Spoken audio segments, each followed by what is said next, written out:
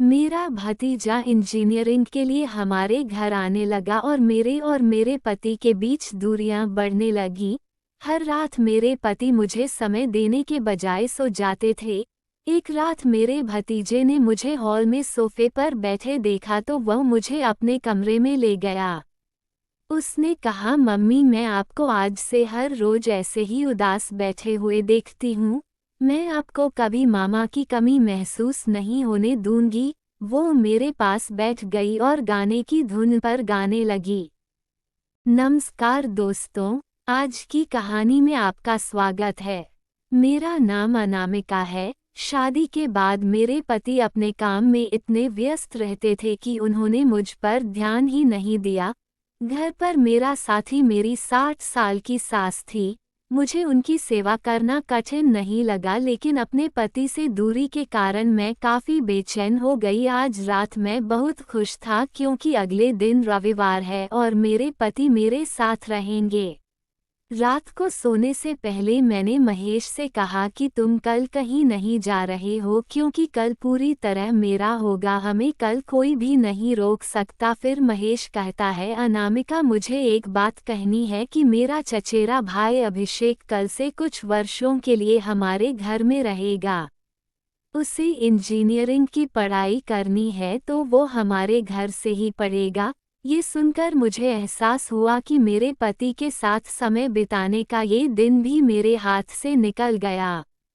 इसलिए जो भी हमारे घर आ रहा था उस पर मुझे बहुत गुस्सा आ रहा था, लेकिन जिस पर मुझे गुस्सा आ रहा था मैं कल्पना भी नहीं कर सकता था कि वह मेरे जीवन में क्या रंग लाने वाला था। मैं रात को गुस्से में सो गया। अगले दिन नाश्ते के समय अभिषेक घर आया। आते ही उसने मेरी सास को प्रणाम किया। फिर वह हमारे पास आया। तब महेश ने कहा कि भतीजे को कभी उसके पैर नहीं छूने चाहिए, इसलिए महेश ने उसे गले लगा लिया। अभिषेक पूरे गोरे रंग और भरे हुए बदन के साथ बहुत खूबसूरत लग रहे थे। उस दिन मेरी नज़रें उन पर ही टिक गईं क्योंकि मैं उन्हें एक नज़र से देख रही थी। अभिषेक बहुत बातूनी है। उसने आते ही बहुत सारी बातें करना शुरू कर दिया और मैं उसकी बातों पर हंसने लगी। फिर वह कुछ देर के लिए हमारे घर पर रुका। एक दिन अभिषेक अपनी इंजीनियरिंग की पढ़ाई के लिए कॉलेज गया और उस दिन बहुत तेज तूफान और बारिश होने लगी, इसलिए मैं पिछले कुछ दिनों से अभिषेक के लिए बहुत चिंतित थी। वह हमारे साथ हमारे परिवार के सदस्य की तरह रह रहा था। कई बार वह मेरी मदद भी कर देता था रसोई घर में। मैं अभिषेक को बार बार फ़ोन कर रही थी। आमतौर पर वह शाम 6 बजे तक घर वापस आ जाता है, लेकिन आज शाम के 7 बजे थे और वह अभी भी वापस नहीं आया। महेश ने पहले फ़ोन किया था कि भारी बारिश के कारण वह कुछ देर के लिए ऑफिस में रहेगा, लेकिन मुझे अभिषेक की बहुत चिंता हो रही थी क्योंकि वह अपनी बाइक पर गया था, इसलिए मैं घर के दरवाजे पर खड़ी होकर उसका इंतजार कर रही थी। कुछ ही देर में अभिषेक पूरा भीगा हुआ घर आया। उसे देखकर मैं तुरंत अंदर से तौलिया लेकर आई और उसे लपेट दिया। फिर वह अपने कमरे में चला गया। मैं चाय बनाने के लिए रसोई में जाती थी। जब भी मैं किसी के लिए चाय बनाती थी तो मुझे अपनी सास के लिए एक कप चाय बनानी पड़ती थी क्योंकि उन्हें चाय बहुत पसंद थी। सास को एक कप चाय देने के बाद मैंने जल्दी से एक कप लिया और अभिषेक के कमरे में गई। जब मैं उसके कमरे में गई तो उसने बरमूडा पहना हुआ था। उसके शरीर पर कोई कपड़ा नहीं था और वह सिर्फ अपने बाल सुखा रहा था, इसलिए वह थोड़ा कांप रहा था। ठंड से मैंने उसके बाल सुखाना शुरू कर दिया। फिर हम एक दूसरे के बहुत करीब थे। जब मैं अभिषेक से दूर हुआ तो मैंने उसकी नज़रों पर ध्यान दिया। उसकी नज़रें मुझे कुछ अलग लग रही थीं। अभिषेक मुझे बड़े प्यार से देख रहा था। तभी मैंने कहा कि गर्मा गर्म अदरक वाली चाय लीजिए। अभिषेक ने मेरा हाथ पकड़ लिया और अपने पास बैठा लिया।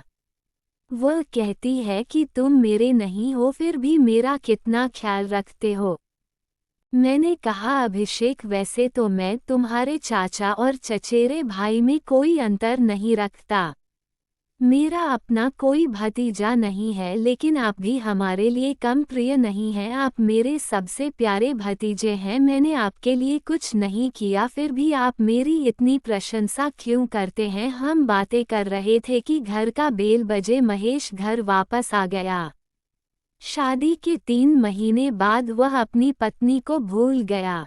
शादी से पहले वो बहुत प्यार भरी बातें करती थी, लेकिन अब वो अपने ऑफिस के काम में व्यस्त थी, इसलिए मैं बाहर हॉल में सोफे पर बैठ गया। मैं बाहर आई और देखा कि अभिषेक के कमरे की लाइट जल रही है। उसका दरवाज़ा अंदर से बंद है, इसलिए मैं हॉल में सोफे पर बैठ गई। थोड़ी देर बाद मुझे लगा कि किसी का हाथ मेरे हाथ को छू रहा है। फिर मैं अचानक उठी और देखा कि अभिषेक मेरे बगल में बैठा है। उसने मेरे एक कान से हेडफोन निकाला और दिन में कम से कम एक बार मुझे मेरे कॉलेज के दिनों की याद दिलाने के लिए विशेष एहसास दिया। मेरा हाथ पकड़कर मुझे अपने कमरे में ले गया। वो वहाँ गया और बोला, जब से मम्मी यहाँ आई है, मैं तुम्हें हर रात हॉल में सोफे पर उदास चेहरे के साथ बैठा देखता हूँ। तुम्हारे और मम्मी के बीच सब कुछ ठीक चल रहा है। क्या तुम संगीत सुनकर अपना अकेलापन दूर करने की कोशिश करते हो?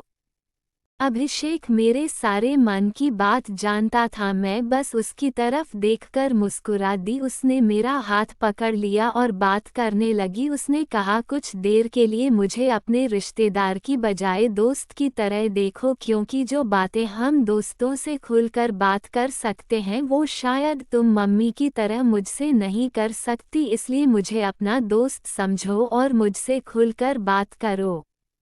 अभिषेक ने मुझे अपनी बातों में ले लिया। फिर मैंने उसे अपने मन की सारी बातें बताईं। मैंने कहा, अभिषेक, तुमने जो भी कहा वो सच है। तुम कुछ ही दिनों में मेरे मन की बात जान गए, लेकिन मेरे पति मुझे भूल गए। हम दोनों के बीच दूरियां आ गई हैं। पत्नी सिर्फ घर का काम ही नहीं करती, वो अपने पति महेश से कुछ प्यार की भी उम्मीद करती है। ये भूल गई। तब अभिषेक कहता है, मम्मी, आप ज्यादा मत सोचो मम्मी, जब उसे आपका प्यार याद आएगा तब तक सोचोगी, लेकिन जब तक मैं यहाँ हूँ तुम्हें बनाने के लिए। अकेलापन महसूस करो, मैं नहीं दूंगा। आज से हम दो दोस्त हैं। मैंने अभिषेक की दोस्ती को दिल से स्वीकार कर लिया। फिर उसने फिर से मेरे मोबाइल पर संगीत बजाया। फिर हम हेडफोन पर संगीत के साथ घुल मिल गए। मेरे प्रेमी की तरह वो मेरा हाथ पकड़कर मेरे बगल में बैठ गया और प्यार भरे गाने सुनने लगा। उस रात मैं संगीत सुनते सुनते अभिषेक के कंधे पर सिर रखकर सो गई। हम दोनों की आंखें बंद थीं और अचानक उसके दरवाजे पर दस्तक से मेरी नींद खुल गई। मैंने देखा कि मैं अभिषेक के ऊपर हाथ रखकर सो रही थी, तो मैं झट से उसके ऊपर से हट गई और उसने दरवाज़ा खोला और सास बाहर खड़ी थी। मैं जल्दी से उनके घर के बाथरूम में छुप गया ताकि मेरी सास मुझे देख न सकें। उन्होंने अपने घर में लाइट जलती देखकर उन्हें आवाज़ दी। सास के जाने के बाद मैं चुपचाप अपने कमरे में चला गया। उस रात मैं अनजाने में अभिषेक के कुछ ज़्यादा ही करीब आ गई और मैं सोच भी नहीं सकती कि इसका उस पर क्या असर हुआ। अगली सुबह महेश ऑफिस के लिए निकल गया, लेकिन अभिषेक अभी भी घर पर ही था। मैंने उससे अपना टिफ़िन लाने को कहा। उसने कहा कि आज उसकी छुट्टी है। मैंने छुट्टी का कारण पूछा तो वह मेरे कान के पास आई और फुसफुसा कर बोली, ये छुट्टी तो मैंने तुम्हारे लिए ही निकाली है। अपने दोस्त के रूप में तुम्हारे साथ कुछ अच्छा समय बिताना चाहता हूँ। मुझे अभिषेक की यह इच्छा नहीं पता थी। उस दिन उसने पूरे दिन काम में मेरी मदद की और शाम को मुझे मेरी पसंदीदा जगह पर ले गया, रात में घूमने के लिए। महेश ने मुझसे कहा। उसने अगले सप्ताह के लिए छुट्टी ले ली। उसने कहा कि मेरे 3 करीबी दोस्तों की शादियां हैं और वे एक ही शहर में हैं। एक की शादी में 2 दिन लगेंगे, दूसरे की शादी में 2 दिन लगेंगे और तीसरे दोस्त की शादी में 2 दिन लगेंगे। हम सभी आखिरी शादी में जाएंगे, केवल पुरुष जा रहे हैं। नहीं पत्नी, इसलिए मैं तुम्हें ले जाऊंगा नहीं। महेश की ये बातें सुनकर मुझे बहुत गुस्सा आया। अपने दोस्त की शादी के बहाने मैं उसके साथ कुछ समय बिता सकती थी, लेकिन महेश के पास अपने कुंवारे जीवन में वापस जाने के अलावा कोई विकल्प नहीं था, भले ही उसकी शादी अगले ही दिन ठीक समय पर हो गई थी। दोस्त उसे लेने आए। महेश अगले 6 दिनों तक घर नहीं आएगा। बाहर जाने से पहले उसने अभिषेक से कहा कि मौसी और दादाजी का अच्छे से ख्याल रखना। अभिषेक ने सिर हिलाया, लेकिन उसकी आंखों में मुझे एक अज्ञात संख्या महसूस हुई। ऐसा लग रहा था मानो महेश किसी चोर को चाबियां सौंप रहा हो। महेश के घर पर न होने के कारण अभिषेक की मेरे प्रति गुप्त भावनाएं धीरे धीरे बाहर आ रही थीं, जिसकी मैं कल्पना भी नहीं कर सकती थी।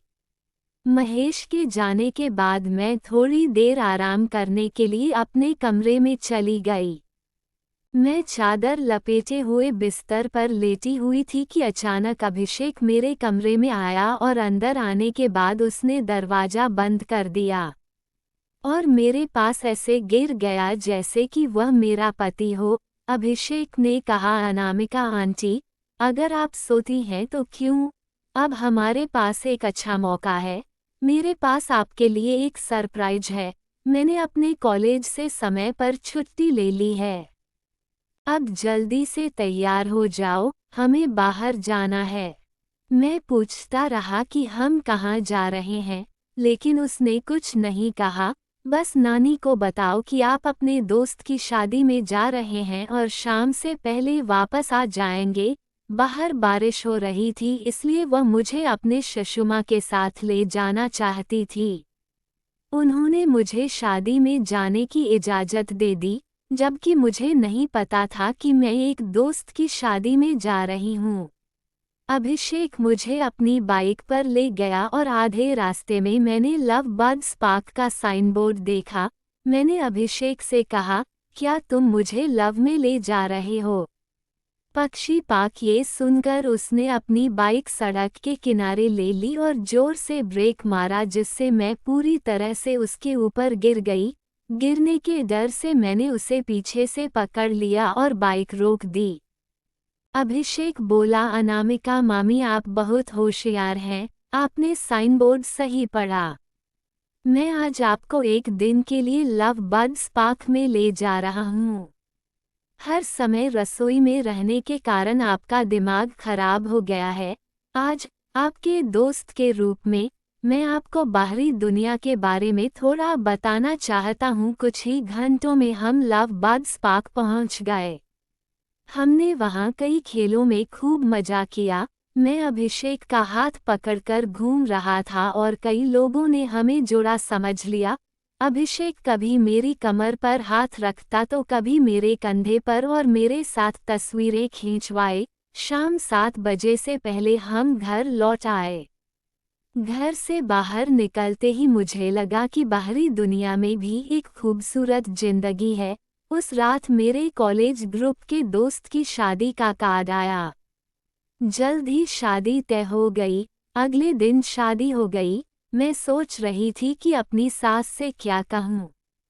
उस रात अभिषेक मेरे घर आया। उसने मुझे प्रोत्साहित किया और कहा कि सच बताओ। मैंने सासुमा को सच बताया। उसने मुझ पर विश्वास किया। अगले दिन जब मैं शादी के लिए तैयार हो रही थी तो अभिषेक मेरे आसपास घूम रहा था। कभी वो मेरी साड़ी को पेंडेंट से मैच कर रही थी, कभी मेरे ब्लाउज के फीते बांध रही थी तो कभी मेरे बाल ठीक कर रही थी। उसके हाथ बार बार मेरी पीठ पर पड़ रहे थे। हम एक प्रेमी की तरह एक दूसरे के बहुत करीब थे। अभिषेक मेरी छोटी छोटी चीज़ों का ख्याल रख रहा था और उसका प्यार धीरे धीरे मेरे दिमाग पर हावी हो रहा था। मैं उस दिन इतनी अच्छी तरह तैयार थी कि मैं शादी के लिए रिक्शे में अपना मेकअप खराब नहीं करना चाहती थी। मैंने महेश को अपनी गर्लफ्रेंड की शादी के बारे में बताया। शादी हमारे शहर में थी तो महेश ने कहा कि अभिषेक को ले जाओ और बड़ी कार में बैठो। अभिषेक एक पैर पर खड़ा था और मेरे साथ कहीं भी जाने के लिए तैयार था। उस दिन अभिषेक भी मेरे साथ तैयार होकर बाहर गया। अभिषेक उस दिन बहुत सुंदर लग रहा था। मेरी नज़र उस पर थी। मैं उसे शादी में ड्राइवर के रूप में नहीं ले गया था, इसलिए मैं उसे शादी के मंडप के अंदर ले गया। मेरी कई गर्लफ्रेंड्स ने महेश को नहीं देखा था, इसलिए उन्होंने सोचा कि अभिषेक मेरा पति है। उन्होंने मजाक करते हुए कहा कि तुम्हें ऐसा हीरा कहाँ से मिला? काश हमारा पति इतना सुंदर होता। वे आपस में बात कर रहे थे और अपना संदेह दूर करने के लिए हंस रहे थे। मैंने कहा कि यह मेरा पति नहीं है, यह मेरा भतीजा कुछ समय के लिए हमारे घर आया था। फिर सभी कहने लगे कि तुम्हारी किस्मत इतनी खराब क्यों है? हम सोच रहे थे कि अभिषेक तुम्हारा पति है। कुछ गर्लफ्रेंड अभिषेक के आसपास इकट्ठा हो गईं और उससे बात करने लगी। वो बहुत मिलनसार था। तभी मेरी सबसे करीबी गर्लफ्रेंड मेरे पास आई और मुझे बताया उसकी समस्या के बारे में। शुरू हुआ। उन्होंने कहा कि आजकल मेरे पति को मेरी परवाह नहीं है। अगर वह मुझसे प्यार नहीं करते तो उनके बारे में सोचना भी मत। मुझे एक बॉयफ्रेंड मिला है जो मेरे अभिषेक की तरह जवान और हैंडसम है।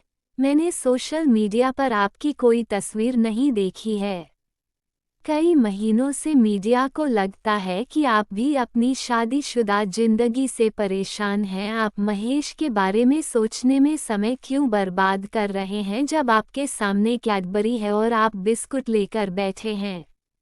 अगर महेश को आपकी परवाह नहीं है तो अपनी ज़रूरतों को पूरा करने के लिए अभिषेक को अपने साथ रखिए। मैं देख रहा हूँ कि अभिषेक आप पर इतना भरोसा करता है कि महिलाओं की भीड़ में खड़ा होने के बावजूद भी उसकी नज़र आप पर पड़ती है। अब आप और क्या सोच रहे हैं? अभिषेक के साथ जिंदगी के प्यार भरे पलों का आनंद लीजिए। किरण की बातें बिल्कुल सही थीं। उस रात मैंने खुद अभिषेक को अपने कमरे में बुलाया। जैसे ही वो कमरे में आया मैंने स्वेच्छा से अपनी पहली रात की नाइटी पहन ली। मुझे देखकर अभिषेक ने अपनी आंखें बंद कर ली और कमरे से बाहर जाना चाहा, लेकिन मैंने उसका हाथ पकड़ा और उसे कमरे के अंदर ले आया। फिर मैंने कहा कि गलत हरकत करना बंद करो। मैं अच्छी तरह से समझता हूँ कि तुम्हारे चेहरे पर कितना प्यार है। अब नाटक बंद करो। ये सुनकर अभिषेक ने कहा, अनामिका आंटी पहले मुझे भी कुछ मजा लेने दो। आप इतनी छोटी ड्रेस पहनकर मेरे सामने क्यों आईं? पहले तुम पूरे कपड़े पहन कर आओ तो मैं तुम्हें कैसे खुश कर सकता हूँ जब तुमने खुद ही सब कुछ कर लिया है। उसने ठीक ही कहा कि मुझे भी अभिषेक के साथ छोटी छोटी चीज़ों का आनंद लेना है, प्यार। फिर मैं ढके हुए कपड़ों में आई तो अभिषेक ने मुझे अपने सीने में खींच लिया। वो मुझसे बात करने लगी और थोड़ी देर बाद हम गहरी बातचीत कर रहे थे, जिसका मुझे तब पता चला जब मैंने अपनी माँ की आवाज़ सुनी जो मुझसे अपने घुटनों पर तेल लगाने के लिए कह रही थी। अनिच्छा से मैंने 15 मिनट तक उसके पैरों की मालिश की। फिर जब मैं अपने कमरे में वापस आई तो मैंने अभिषेक को वहाँ नहीं पाया। मैं उसके कमरे में गया और उसे सोते हुए पाया। अगली सुबह मैं अभिषेक को थोड़ी गुस्से भरी नज़रों से देख रहा था। मैं रसोई में काम कर रहा था, तभी वह मेरे पास आए और मुझे पीछे से गले लगा लिया और कहा, अनामिका मामी गुस्सा होने की ज़रूरत नहीं है। आज मेरे पास तुम्हारे लिए एक रोमांटिक सरप्राइज़ है। आज रात मैं पूरी तरह से तुम्हारा हूँ और तुम मेरी हो। मुझे एहसास हुआ कि अभिषेक मुझसे ज़्यादा रोमांटिक हैं। रात को मैं अच्छे से तैयार हुआ और शशुमा को कुछ नींद की गोलियां दे दी ताकि वह रात में हमें परेशान न करे। रात को मैं अभिषेक के कमरे में गई। उसके कमरे में दिल के आकार में 2 तकिए लगे हुए थे। बिस्तर फूलों की पंखुड़ियों से बिखरा हुआ था और कमरे की खुशबू इतनी मीठी थी कि मेरा मन तुरंत मोहित हो गया। उनकी तैयारी इतनी अच्छी थी कि मैं प्रभावित हुआ और बहुत उत्सुक था वह मुझे और कैसे खुश कर सकता है। लेकिन घर में इतनी सजावट के बावजूद वह कहीं नजर नहीं आई। मैंने उसे बाथरूम में भी देखा था नहीं, उसके पास फोन भी नहीं था। क्या वह मुझसे मजाक कर रहा है? फिर मेरा मन थोड़ा भारी हो गया। तभी मैंने देखा कि उसके बिस्तर पर एक चिट्ठी थी। जब मैंने वह पत्र खोला तो मेरी सारी उम्मीदें एक पल में टूट गई। उस लेटर में अभिषेक ने लिखा था, आंटी, असल में मैं आपका भतीजा नहीं हूँ। मेरे मामा उसी शहर के शांतिनगर में रहते हैं। आपके शहर में 2 शांतिनगर हैं। मैं गलती से आपके घर चला गया। संयोगवश उसी समय आपके घर आपका भतीजा आने वाला था। जब से मैं वहां आया तुम मुझे अभिषेक कहने लगे। मेरे चाचा भी मुझे प्यार से अभिषेक बुलाते हैं। मैं अपने चाचा चाची से कभी नहीं मिला, इसलिए मुझे लगता है कि आप भी मेरे चाचा चाची हैं। लेकिन कुछ दिनों के बाद मुझे मेरी माँ का संदेश मिला कि मेरे असली मामा कुछ दिनों के लिए गांव गए हैं। माँ ने मुझे मेरे सगे चाचा की तस्वीर भेजी। तब मुझे एहसास हुआ कि तुम मेरे असली रिश्तेदार नहीं हो। लेकिन आंटी, आपने तो मुझे अपनी असली मान लिया। तुमने मेरा अच्छा ख्याल रखा और तुम अपनी शादीशुदा जिंदगी से नाखुश थे ये जानने के बाद कि मैं अंकल से इस बारे में बात नहीं कर सकता। इसलिए मैंने फैसला किया कम से कम कुछ दिनों के लिए तुम्हें खुश करना है। मेरा इरादा आपको खुश करना था, लेकिन मैं तुम्हारे साथ कुछ गलत नहीं कर सकता क्योंकि मैंने तुम्हें अपनी चाची की आंखों में देखा था। मैंने आपके साथ कुछ समय बिताकर आपको यथासंभव खुश रखने की कोशिश की। अब मुझे माफ़ कर दो, मैं तुम्हारे साथ कुछ गलत नहीं कर सकता। जो प्यार तुम मुझ में तलाश रही थी वो तुम्हें अपने पति में तलाशना होगा। जिस तरह तुम मुझसे खुलकर बात किया करती थी, एक बार अंकल से इस तरह बात करो, वो तुम्हारे प्यार को जरूर समझेंगे। मैं फिर से माफ़ी मांगनी है। अभिषेक का पत्र पढ़ने के बाद मुझे एहसास हुआ कि वह हमारा भतीजा नहीं था।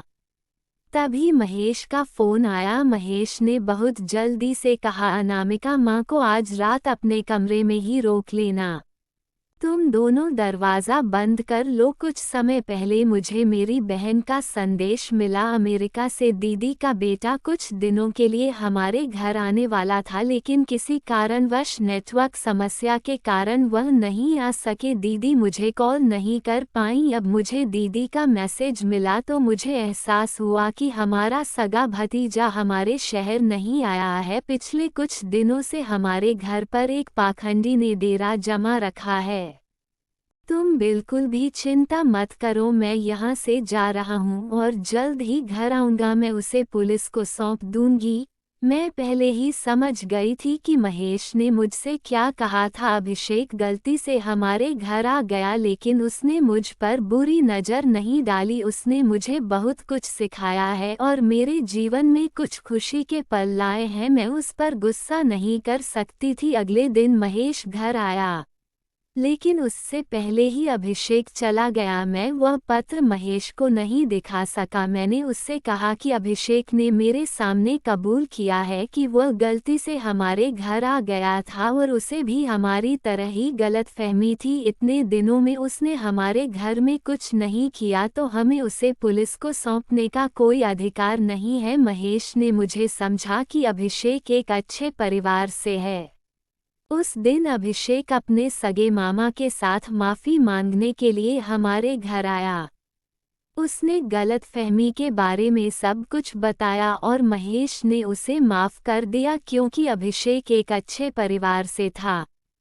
उसने हमसे माफ़ी मांगी और चला गया। वो एक पाखंडी के रूप में आया था, लेकिन उसने मुझे जीवन में प्यार का एक पल दिया। उसने मुझे सच्चे प्यार का मतलब सिखाया। उसने मुझे सिखाया कि हर कोई हमेशा हमारे विचारों को नहीं समझ सकता। यदि कोई हमारी भावनाओं को नहीं समझता है तो हमें उन्हें व्यक्त करने की आवश्यकता है ताकि दूसरा व्यक्ति समझ सके कि हमें क्या चाहिए। मैं कितना अकेला था। मैंने ये सब बात महेश को बताई। उस दिन के बाद से हम हर 3 महीने में पति पत्नी के रूप में कहीं साथ जाने की योजना बनाने लगे। महेश मुझे भी समय देने लगा। सीखा, यदि कोई यह नहीं समझता कि हम कैसा महसूस करते हैं, तो हमें इसे व्यक्त करने की आवश्यकता है, क्योंकि संचार और वास्तविक संचार रिश्तों को मजबूत बनाते हैं। अगर आपको ये स्टोरी पसंद आई हो तो लाइक, कमेंट्स और शेयर जरूर करें। चैनल में नए हैं तो पहले आप चैनल को सब्सक्राइब कर ले और घंटे को दबा ले ताकि आपको नोटिफिकेशन मिलते रहें। Folded hands.